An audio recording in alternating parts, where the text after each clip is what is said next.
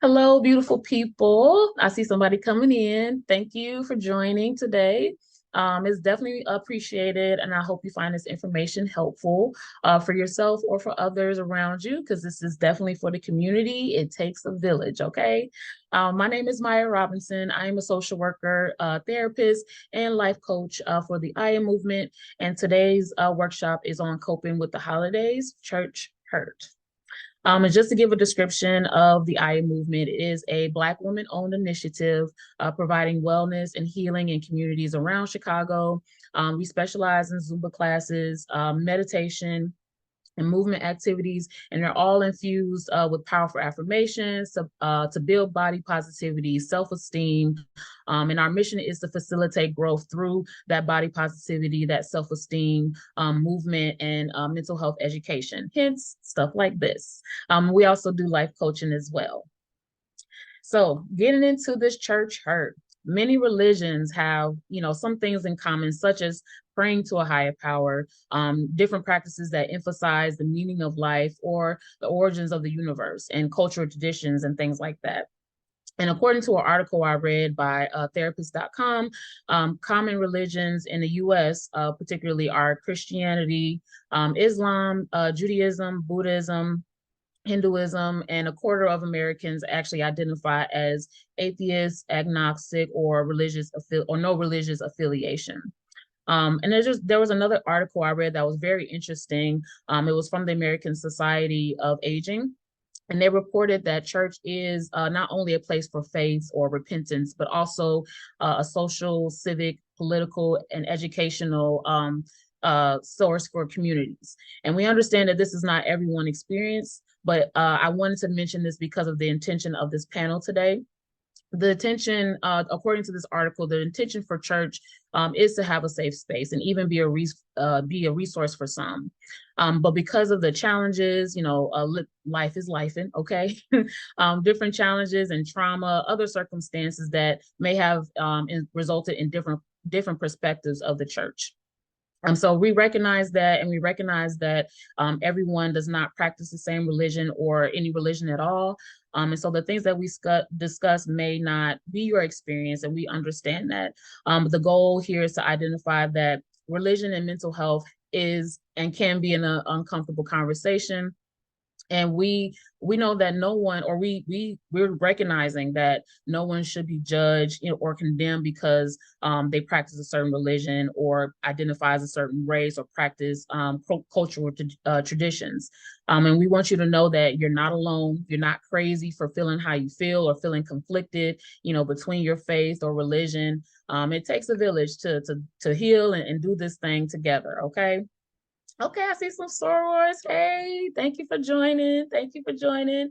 And so, like other workshops, we want to provide info. We want to provide tools to live your life unapologetically.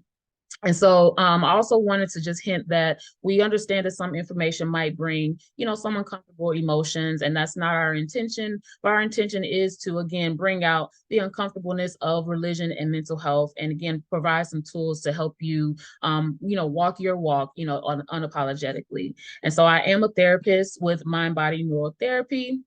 So if you need to check in with me, I will put my link in the chat for you, and we can check in if you're feeling like you need to check in, or if you just need to take a break. Definitely turn off the camera, step away, whatever you need to do to take care of yourself. Okay.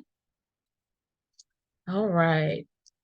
And I'm just going to play this video or play this audio for you guys, and I'm going to introduce our awesome panelists for today, and we're going to get this thing started.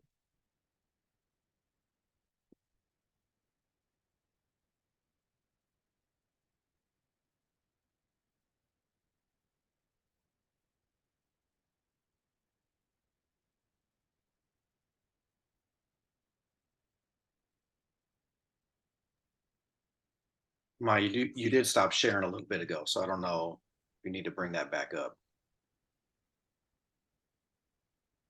You say something, Pete? Yeah, so when you made me host, you stopped screen sharing. So you might need Oh, to it's pull not this back screen in. sharing. Oh, Yeah. okay. Oh, I'm so sorry, y'all. Give me a second. See, that's what I was afraid of. Okay, let me try this again. All right. Now you can see it. Yay. All right, we're gonna try this again. Which changed my position. Now, I'm still struggling with some conditions.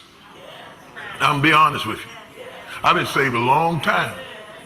I know the word fairly well. I'm still struggling with some conditions. This is one of the things that separates the old church from the new church, because the old church used to live in denial. They would try to convince you that they had no issues.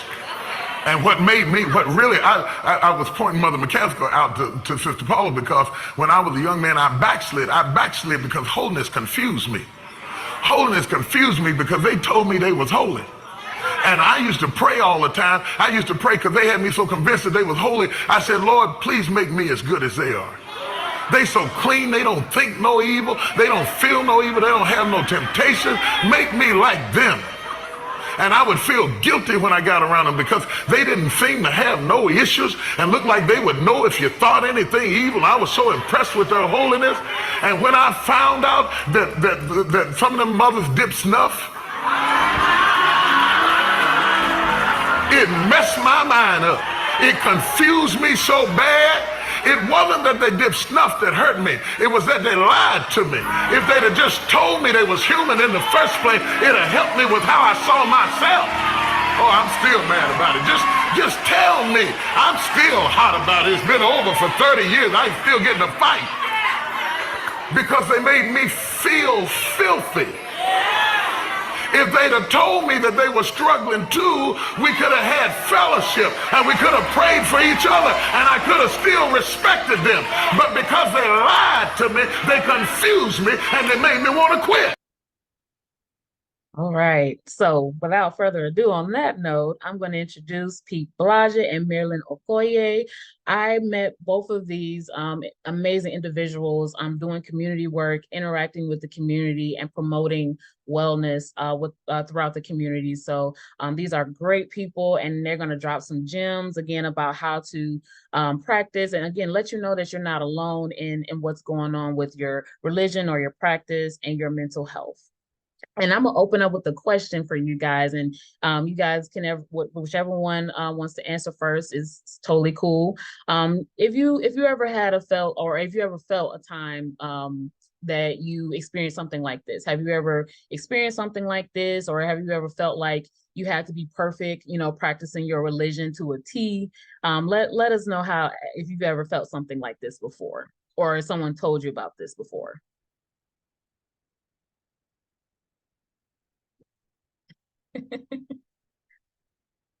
Well, are you referring to we're all struggling and or I'm having this thought of struggling, but I'm looking at some of the people in my church and I'm wondering why, maybe they don't look like they're struggling or something like that. Yeah. Mm-hmm. So, my thing is that I love this clip because first of all, it's a person, in the church and that's acknowledging that. And sometimes that helps. But to go even further, whether you're a pastor, a minister, an elder, we all have some issues going on and we're all struggling, right? No matter your title, your mom, your dad, your sister, your brother, niece, whatever that title is, we all have our struggles. And sometimes we beat ourselves up about it. We're sitting up here and you looking at somebody and you saying, you said this, you said you would do this, but you did that, or you're acting like such and such in front of Brenda or Bobby, but when you get home, you acting like this. And it's like, why? Why are you doing that? And sometimes it's because we're struggling. But then it becomes, well, why am I struggling? Do I know why? Do I understand? Or if I know, but do I understand why? And I think sometimes it is trauma. It goes back to trauma, something we may have experienced in our childhood or later in life or something like that. And we don't deal with it.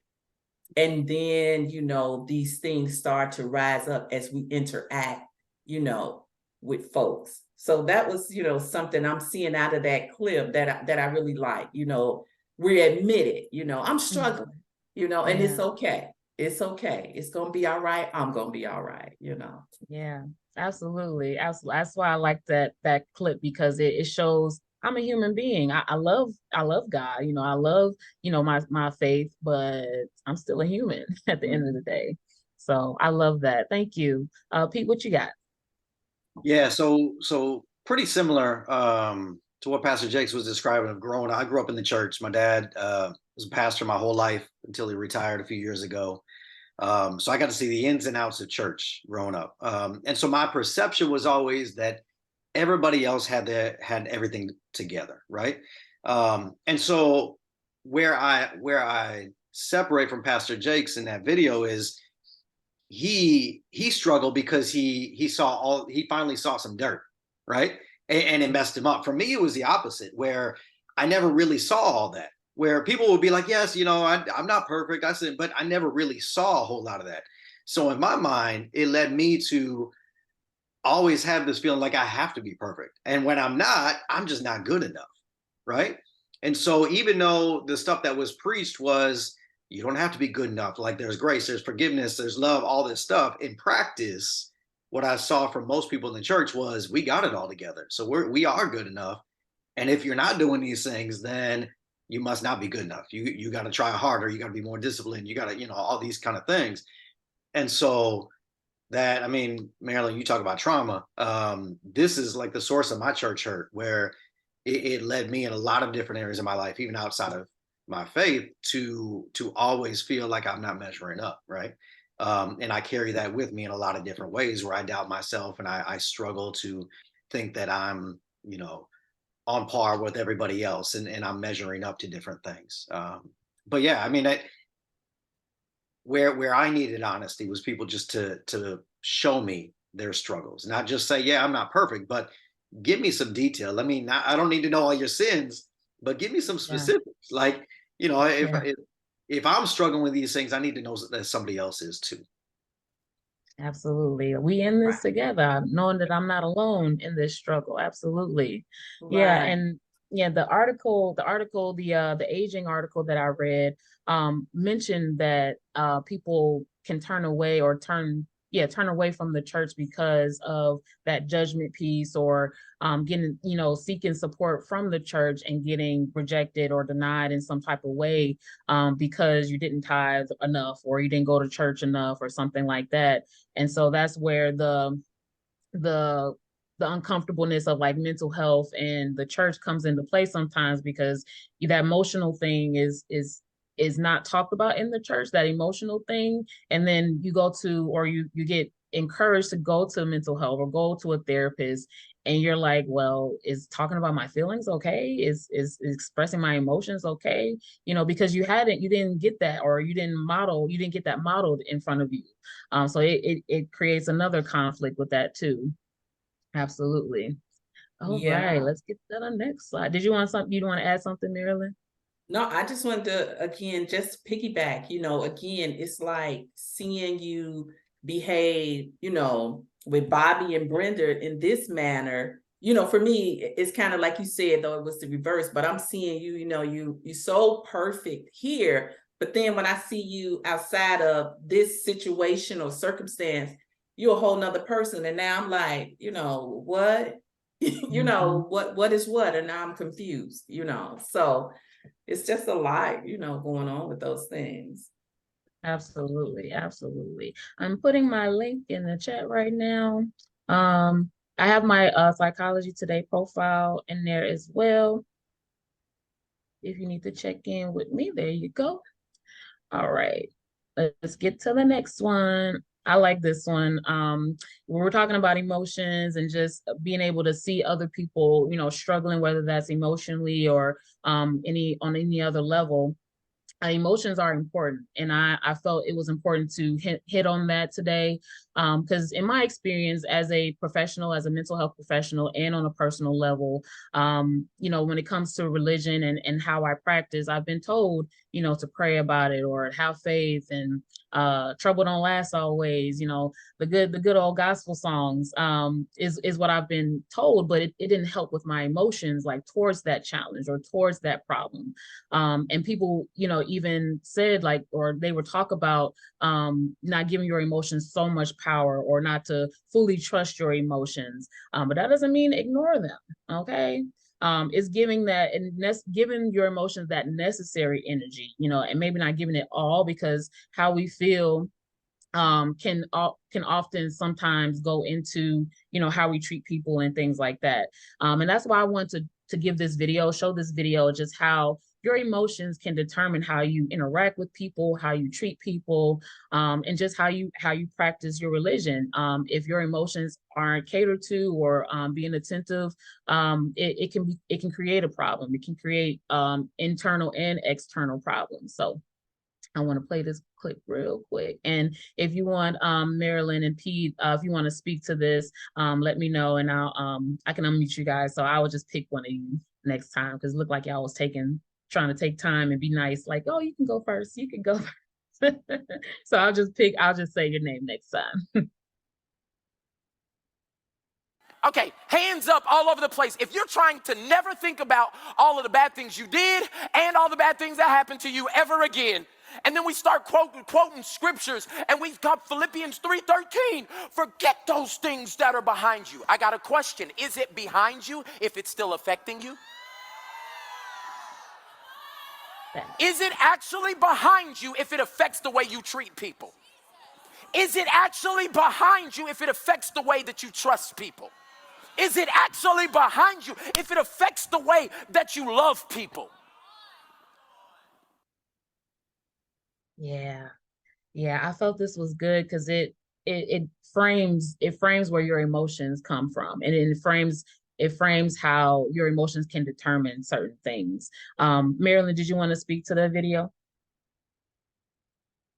Yes, I did. Just again, when I saw that, and I said, you know what? I said, let me look this up. This is something that I grew up, and it was separated, your emotions and the church and things like that. Because another one that I heard in the midst of some of my struggles is, what did you do wrong? You know, God must be punishing you.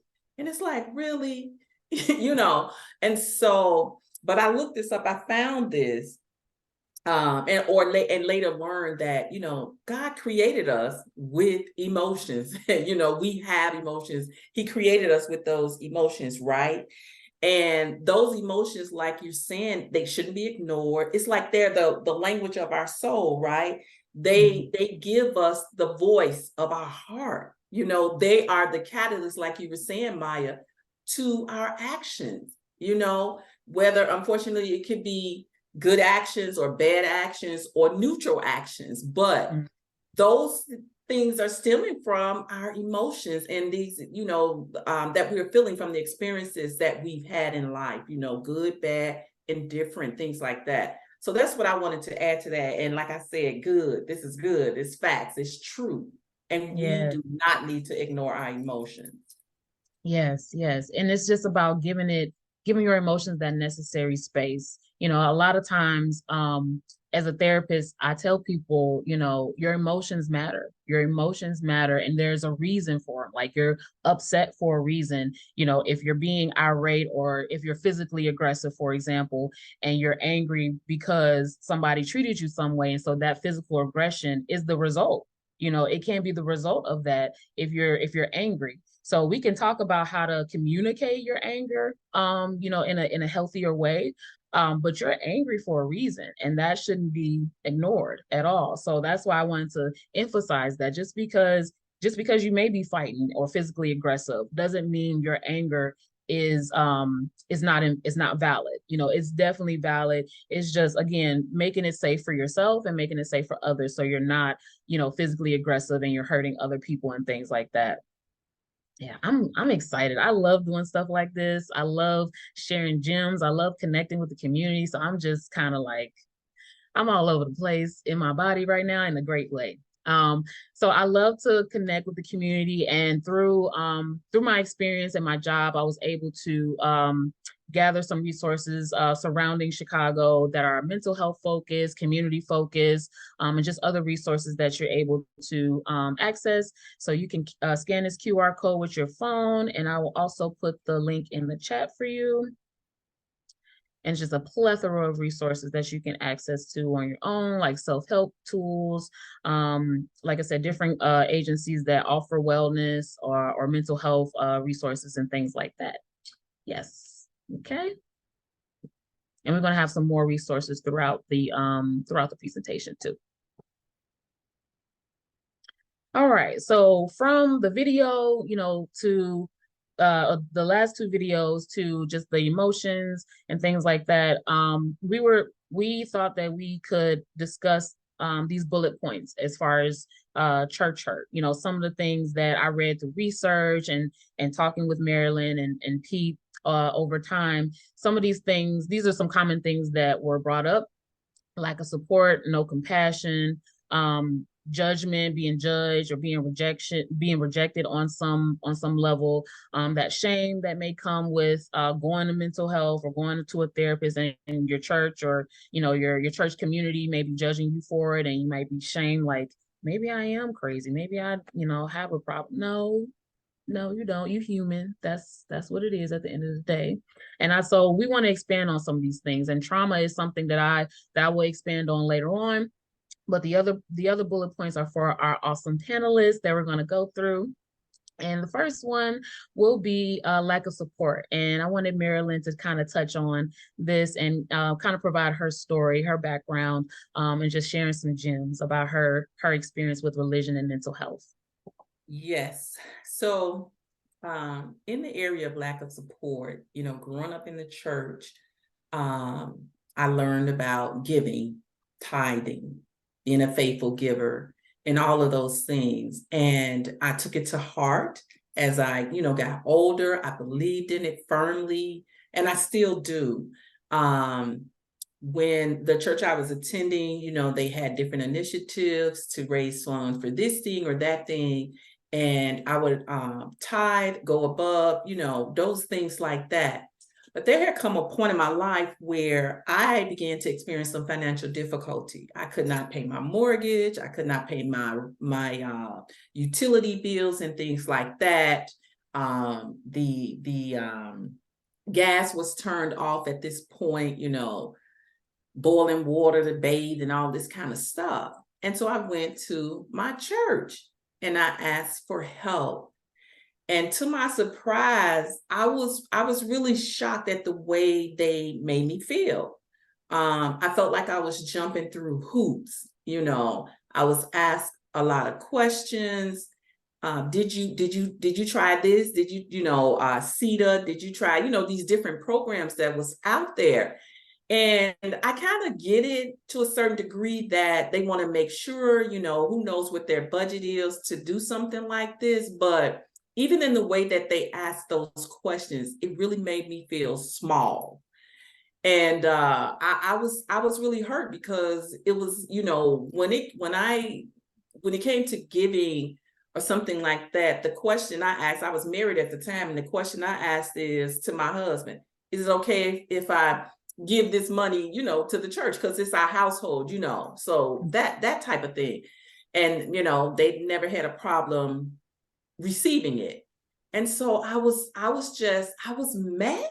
I mean, when I say I was mad, I was talking about them, not to them, but I was telling my friends, I was really mad and I was really hurt. Like, why? I gave, that's what I was thinking, I gave whenever, if I could, I did, and not because they asked, like some churches, they'll ask and ask and ask. I gave, it was my heart. It's what I desired to do. I will say that. And so I thought that this was the type of church, I was attending, that as we give out our heart to what we can, give, they would, in the need, as we would need help, do the same, but it wasn't my experience. And I was truly disappointed and feeling some kind of way. I really truly was. And I was angry. I was really, really angry. And I talked about them folks. I did. You I thought about that physical aggression piece, huh? okay. I talked about them and but I will say though, I did in the end receive, some financial support from the church that did help me to get my gas and things like that back on, along with the other things, because I did go to CETA and all those other programs. But I was still mad though, because I was like, like how? Why? What do you do with that? What do you do with that? And it did, or it can begin to make you kind of like step back and question, what is this? Why am I, why am I at this church or something like that? So that was my experience, one experience, because it was a few, but this is one that really just stood out. Because when I say I was angry, oh my goodness, I was angry. I was mad. Yes, I was. Yeah. Yeah. And was your anger catered to more like they didn't help me, or the nerve of them type of It was anger? it was both until, because it was never like, we have to ask these questions because Yeah. sometimes people come and try to get the best of us or take advantage of, and our budget is small. So to try to help me understand why they were asking this question, it was just like, well, did you do this, did you do that? And the tone, it was terrible. So it was a lot of things. It was the nerve, because at that point, again, I did give from my heart and everything, but I still felt like the nerve, Mhm. and like that. But I was also just angry at just kind of the way, and I kind of told myself, because I did kind of processed it or worked it out in a certain way for me, that I said, well, maybe this person that was asking me these questions didn't know the right procedure or something, Yeah. I was Mhm. I was just trying to work it out, because I truly could not believe that they had asked me those questions, made me feel, like I said, little. I felt shame, I did. I felt not shame, but embarrassed, to do this. So it was a combination of both, like the nerve, and I just really felt bad and low to the ground about it. Yeah. Yeah. Yeah. I appreciate you sharing that experience, because I can understand it. I'm getting angry. You've told me this before, but I still get angry about it, because someone who willingly wants to tithe and willingly gives, and the moment they're stopped giving and you telling them why you're not giving, it's still like, well, it's like an interrogation process. It sounds like. Yeah. So I can definitely understand that anger, and I appreciate you sharing that experience with us, because sometimes people stay mad and they like, oh, forget this, I'm Yeah. doing my own thing. But thank you for sharing that experience and letting people know that it can be frustrating, and mad is definitely a valid emotion to have, and that you're still here and trying to encourage people to still seek mental health and still practice their religion. So thank you so much for that. All right, Pete. Just so based on your experience, like with mental health and religion, because you say you grew up in the church, you grew up through the church, things like that. Give some phrases of what it looked like, with your experience with that between religion and mental health. Yeah, so I think at least in my background, there was a strong emphasis on, everything you need is found in the church through the Bible, right? Through prayer, through faith. There's no need for outside help, and I know we're going to talk about that in a little bit. And even if it wasn't like explicitly stated that way, that was the impression. And so phrases like, I mean, you already said, talking about prayer, like you just need to pray your way through it, or give it to God. If you had more faith, then you wouldn't feel this way.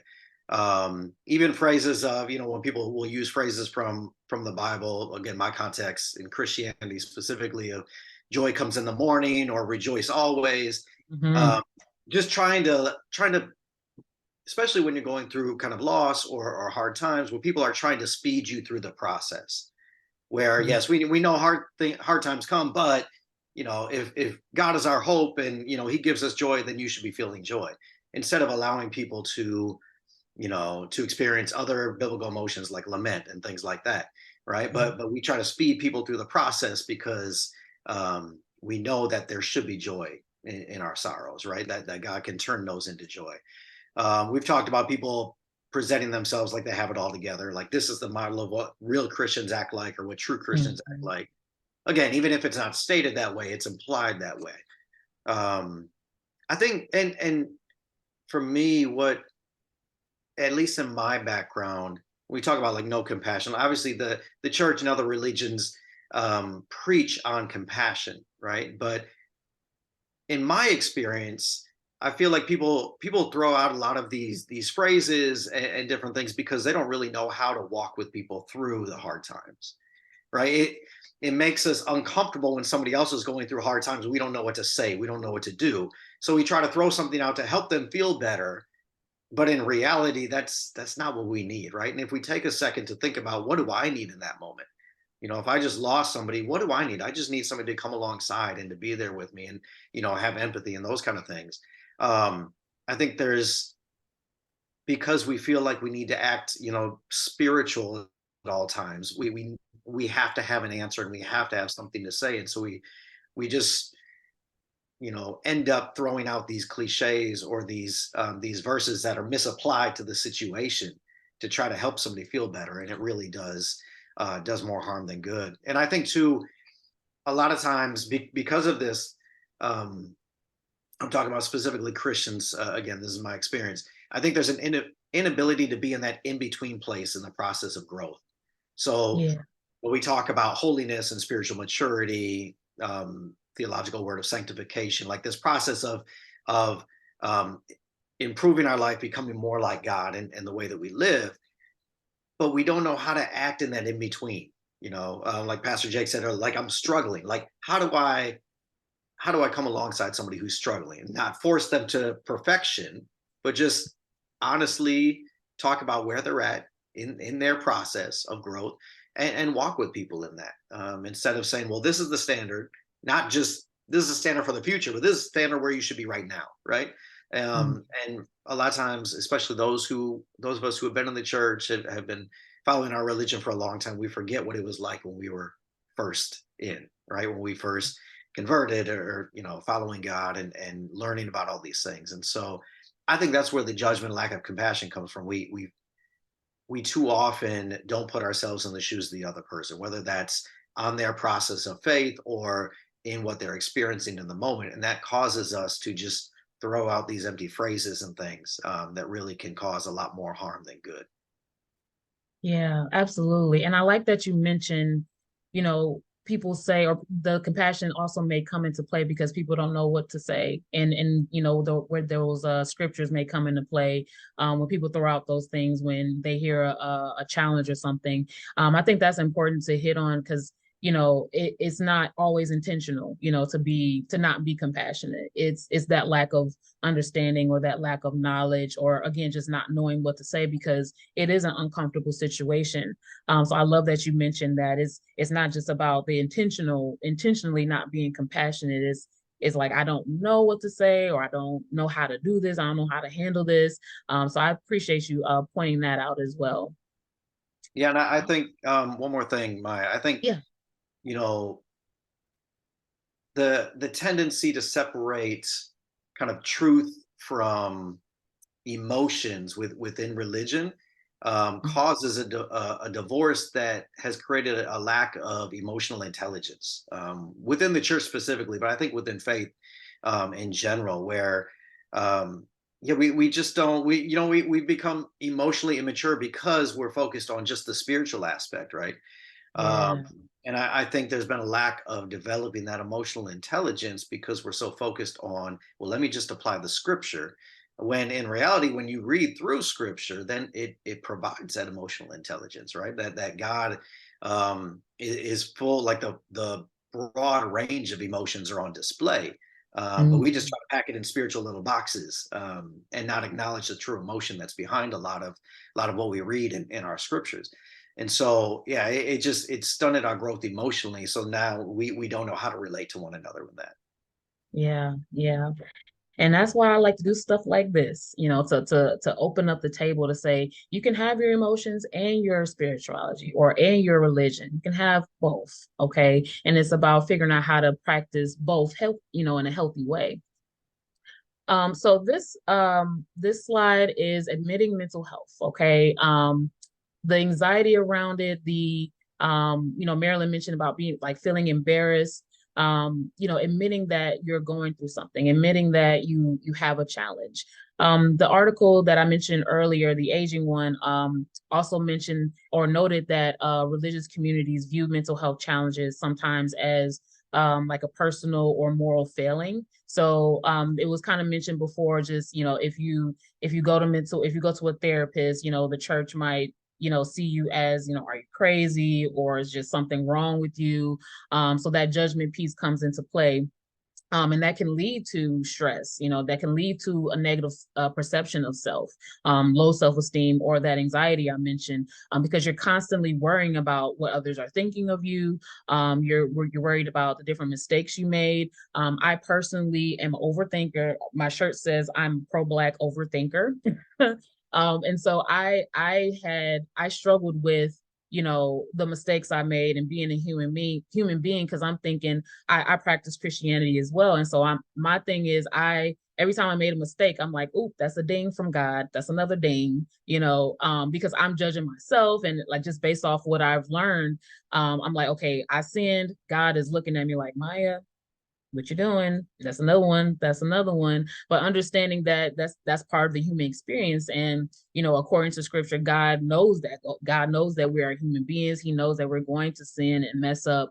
And so it's important to know that. And that's, again, going back to how it can mess up or challenge your mental health, to not being confident in yourself, and not being able to balance that spirituality and that mental health, to say, okay, I know I love God, for example, but I am sad right now because I just had a loss, or someone just said something really mean to me, and I want to fight. I know God is good, but I still, I still feel this way. And so I definitely, I wanted to emphasize that emotions piece because of that, because how you handle your emotions is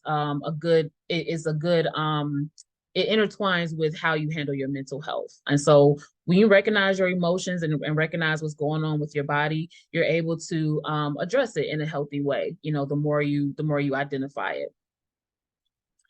And so, speaking of identifying, I know we got some few minutes left. I want to be mindful of time. So I want to hit on trauma. We mentioned that as a challenge sometimes, where people move away from religion or question their religion.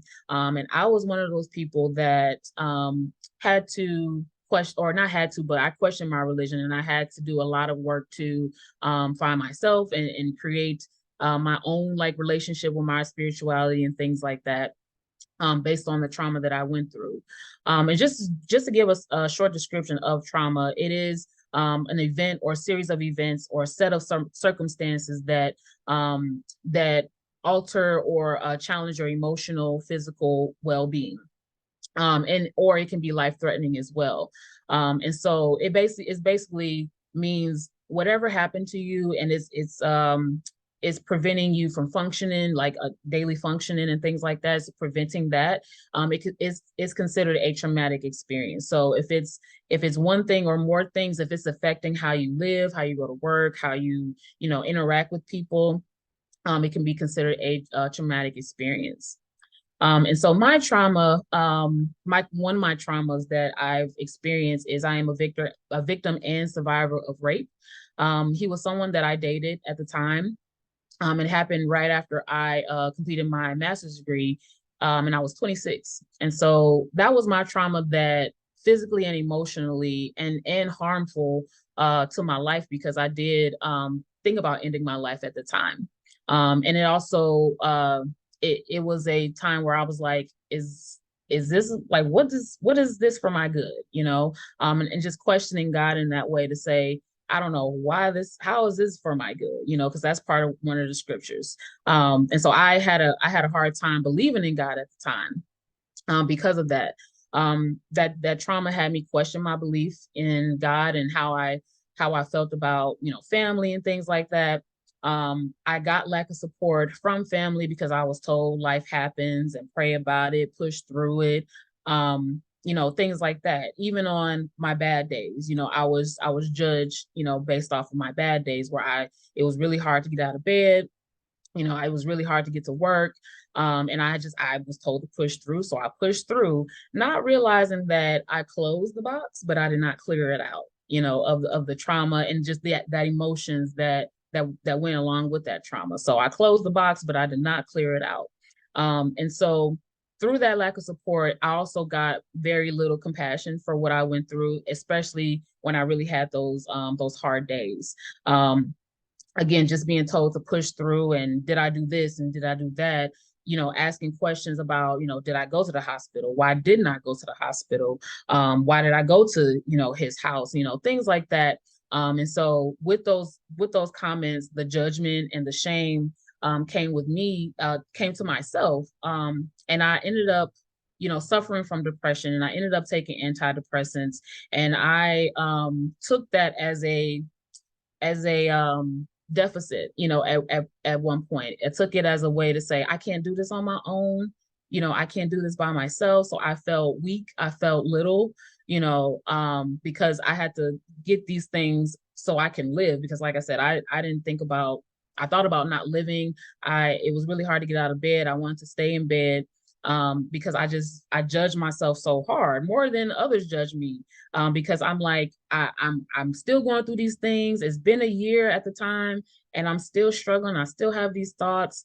But then I'm still being told, you got to pray through it, believe in God, and these things. I'm like, I believe in God, but I still feel like crap. I still feel heavy. I still feel awful. And so because I had these feelings, again, I was ashamed to have these feelings because I was told that I needed to push through, because I needed to pray about it, because I needed to just believe in God, and having to take meds and things like that.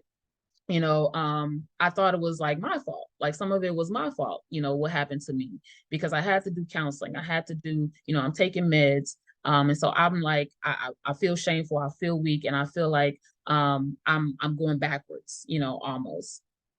And then the rejection piece, like, hearing those things, what you do and why you do this and why you do that, and my emotions, the way I displayed my emotions at the time, again, was not healthy, all the time.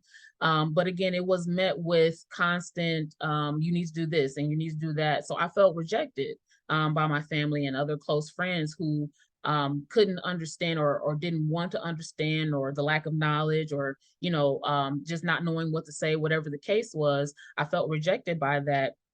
And the days like the days that I received lack of support, and no compassion and things like that, it became more traumatic for me. And I built a survival mode. I built survival mode, that fight, flight, and freeze is very real.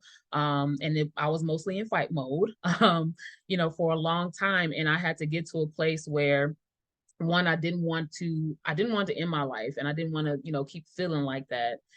So I screamed. I was screaming in the car. I went to counseling still. I didn't give up, but I was mad for a long time. I was mad and angry for a long time, and God's still working on me. But that survival mode helped to a certain extent. And I'm here to encourage people, like, it's okay if you feel like you have to survive, and you did whatever to survive, that is okay. When you get to a place where you want something different, that's where the work comes in. That's where the work comes in. And it's a constant journey. It's a constant journey. This happened when I was 26. I'm still 30. I'm 32 now. And like I said, God's still working on me. So I encourage you guys not to give up, going through the shame, going through this trauma, and going through receiving that lack of compassion and that lack of support. It doesn't have to end there. You can find your way, create your pathway to healing. And I did that for myself by, finding my own counsel that worked for me. Okay. Finding people in my space that worked for me, that complements me. And being able to, again, communicate my emotions in a healthy way. God's still working on me, because when I'm angry, I can get a little irrational. But I'm identifying that, and identifying things like that helps more and more. So don't give up. Whatever you've been through, do not give up. It's hard as heck. But don't give up. Don't give up. There's definitely light at the end of the tunnel. And speaking of don't give up, if you're in this place in this video I'm about to play, it already says I'm in transition. That is okay. Some of us have experienced, multiple traumas and challenges. And so because we're human, we react. We react whether you're Christian, Catholic, Muslim, whatever. You are human first, and sometimes we react out of that anger or sadness. And like this video here, it's a transition, it's a process, and embrace that thing. And I'm gonna get you, Marilyn, after I play this video. Okay. I will pray for you, but if you get on my nerve, I will cuss you smooth out. I am in transition. My mouth ain't under control yet, and I can throw these hands. And let me tell you something, if I get my hands on you, I promise you, you're gonna know you've been in a fight. But I'm trying not to go there because I'm in transition. I got a temper, but sometimes I can control it. Sometimes I pray, and sometimes I fight, but I'm in transition. Yes. And look, go ahead, Marilyn. I just wanted to say, and I kept my camera on purpose as you were sharing, because I got a little teary-eyed. I don't know if there are any parents on this, but I'm trying to be real quick and a little vulnerable here in hearing you share your story and feeling rejected from, your family. I don't know if you said your parents, but my daughter, she made some bad choices, or, what I consider some bad choices as a teen. And when I say I laid into her, I laid into her like I had known to do it, because, my parents had laid into me or laid into people, Yeah. And I just want to say this again, if there are some parents on here, my tears, they're kind of for, what I heard you say, and just, I'm not feeling some kind of way, but I just remember as I grew spiritually, that I needed to apologize to my daughter. And I am so grateful to God that I had an opportunity to do so. Because when I said every word and negative name, not realizing, and I was going to church. I was going to church. And not realizing what that was doing to her spirit, her as a person, her emotions, her actions, not realizing that, tearing her down, not trying to understand or not being there for her as to, because maybe she felt lonely or alone or no one understood her. I didn't show her, that I supported her and someone else did, or whatever that was. So again, if there's some parents on here, if you get the opportunity, when, the time is right. I don't even know how to quite say it. I just know that I prayed and I always asked God for an opportunity as I realized the trauma, that I caused my daughter in the rejection and the words that I spoke over her. And I'm grateful to God that I had that opportunity to apologize to her, and let her know how sorry I was, and how I understood later, in life, what those words meant, did, or things like that. And it's all in time, I believe. And, you know, be encouraged that when we need to apologize and when we're ready or whatever it is, again, I don't even know what it was. I just prayed for the opportunity, and it presented itself for me last year when I got to spend some time with her when she had her second child. I was able to go down there in like 5 weeks. And it was one of the best times of my life that I had with my girls. And I was so grateful, you know, to have that opportunity. And I do hope that for all of us here that might be experiencing something or have experienced something, that we get that opportunity. Yeah, but it was just triggering for me in that moment of gratefulness that I had the opportunity, and I just wanted to share that. Thank you. Thank you. I didn't mean to get you teary-eyed. You're trying to get me teary-eyed. Just hearing the you know, the apology is a lot, you know. And it some of it was my parents, and I've learned to, again, just, you know, accept where they are, and understanding that a lot of things was about what they didn't know, you know, and or how to communicate, you know, not knowing how to communicate certain things. So I also, like, I love my family, I love my parents.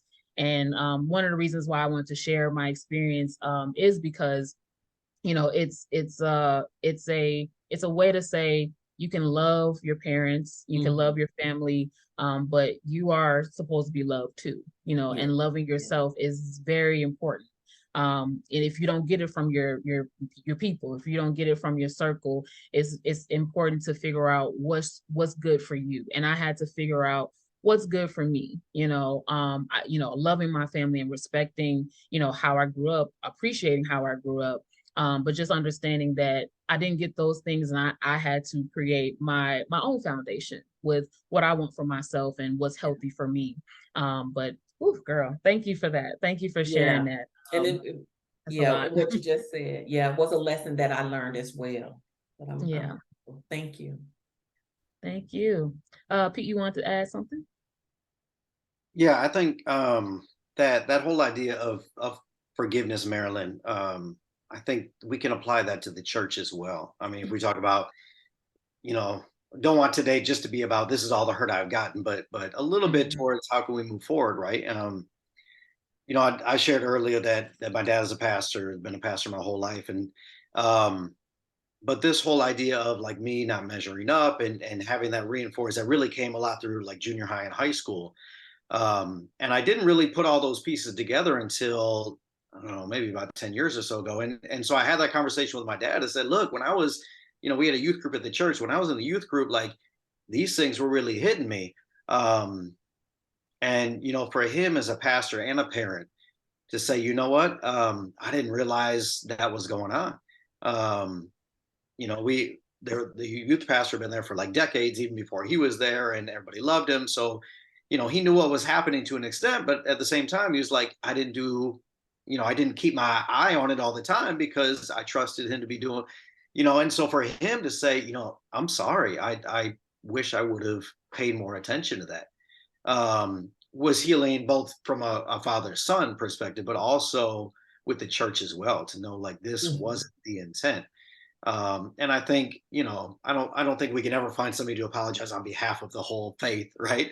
No matter what your hurt is coming from. But I think to be able to find people within the church to say, you know what, I'm sorry that happened. That's not the way it should be. And here's how we now are trying to move forward, right? Maybe it's a totally different church from where you came from, but this church that I'm in now, here's what we're trying to do, and here's how we're trying to prevent that from happening in our church here, right? So I think that can be a source of some healing, to find some, you know, some forgiveness and somebody else to acknowledge, hey, that wasn't right, and in fact, here's what should be happening, right? Absolutely. Thank you for that, Pete. I appreciate that. All right. So I just put the link in the chat. This is another QR code for some resources for you guys. So definitely take advantage. I know we're running out on time. We got a couple minutes left. Let's see. So we got a few slides left. If you have to leave, I definitely understand. I want to be mindful of time. But I do want to go into the sad curve with Maryland, because this is some good stuff. And I wanted to I wanted to hit on this as well. But if you have to go, I definitely understand. All right, go ahead, Mary. Yes, yes. So SAD, SAD, seasonal affective disorder. And I'm just going to read here through my notes.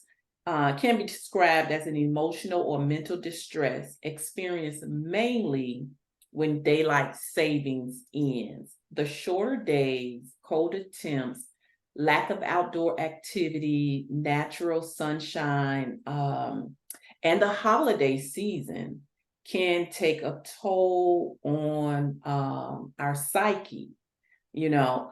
And so take that coupled with our family dynamics, our work, friends, and different things like that. It just really,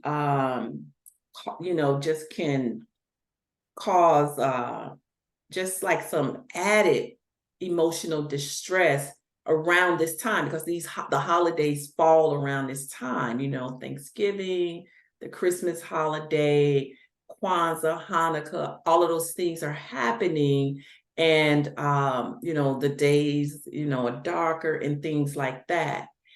And what happens sometimes is with that daylight savings, we are, and I also think around the holiday times too, a lot of those distresses just kind of become piled up or built up, meaning that, you lost a family member at a certain point, but the holiday comes. Now, this is the first holiday without that family member. This is the first holiday without that in that relationship. This is the first holiday that my child is away, and didn't come home for Christmas from school, because it's not always some, sad or traumatic thing. Sometimes it's a happy thing, your child is in school and you're happy about that, but they're not home for the holidays because, financial things, or they just chose not to come because they are adults now and they have other friends, different things like that. And so that causes this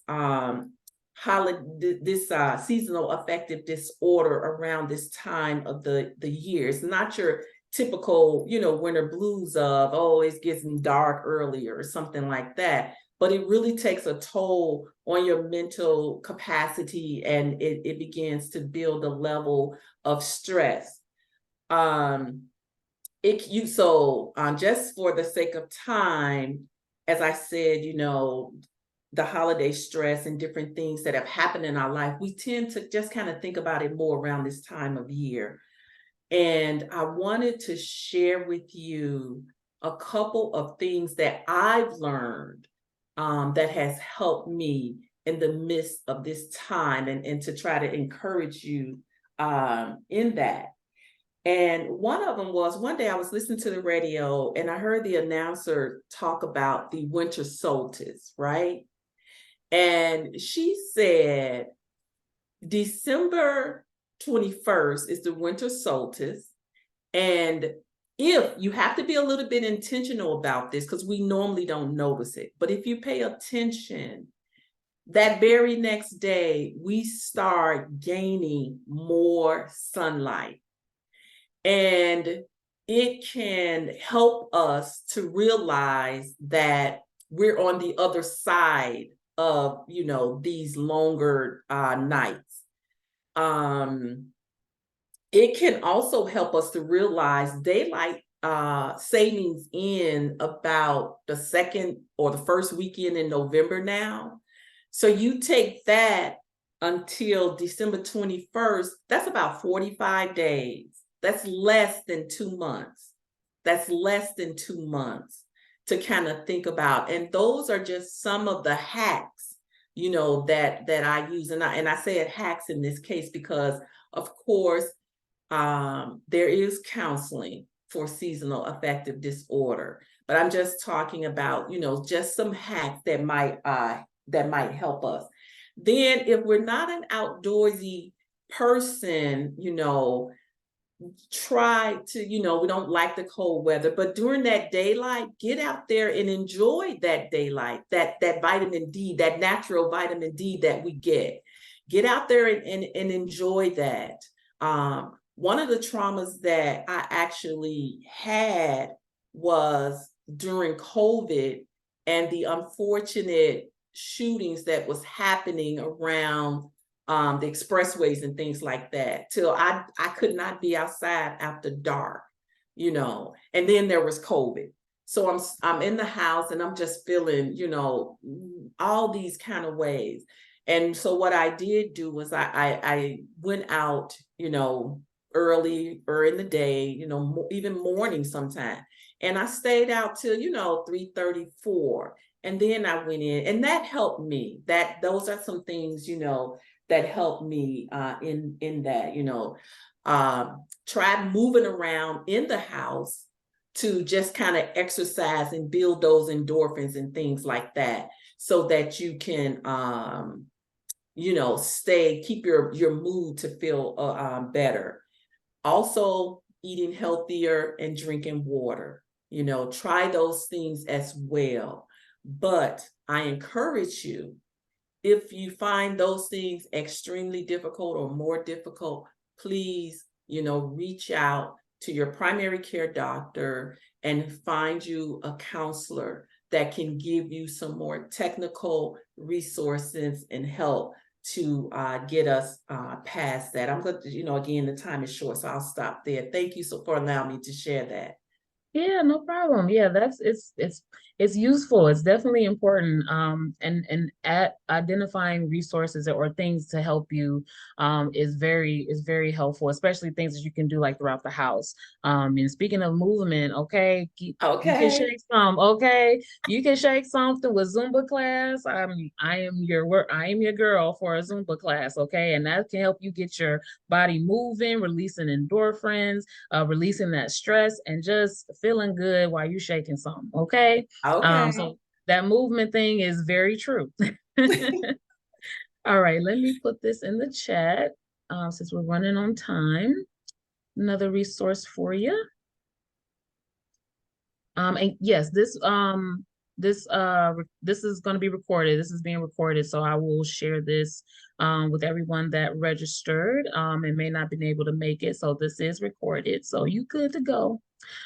All right, I'm going to play this video and then I'm going to skip to the checkout just because we're running out on time, and I want to be mindful of that. So I'm gonna play this video. I played this video before my last job because it is spot on, passionate, brief, and so true. Okay, this is about boundaries over the holidays, boundaries in life general. When you're in conflict with your mental health and your religion, you can still have boundaries and still love God and still love your higher power, okay, and still practice your religion and still have those boundaries. You can do both, and that's on period. Baby, I don't know who need to hear this message, but because it's 2022, I think we should already establish some rules.